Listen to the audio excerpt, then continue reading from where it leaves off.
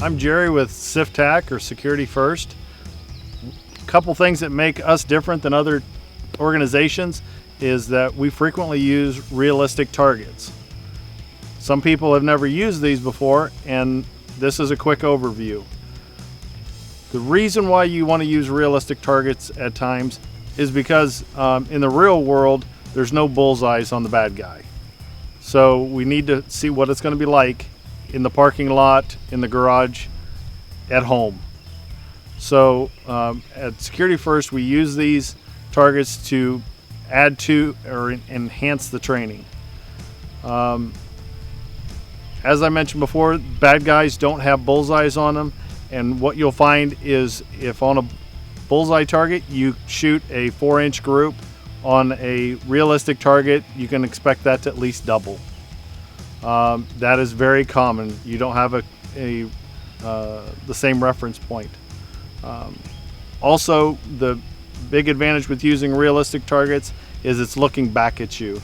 The law enforcement and military have found this to be extremely beneficial and helping you to be better prepared for a real life crisis. The different realistic targets that we use vary in gender, in age, and in situation.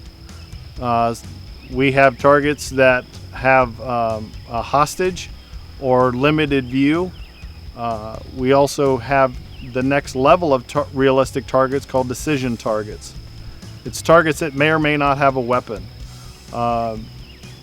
Every situation you get into in real life, what appears to be a crisis or the level of crisis doesn't always mean that it's proper to shoot. So while you're still on the square range, you need to make sure that you develop that decision-making skill when no lives are in danger.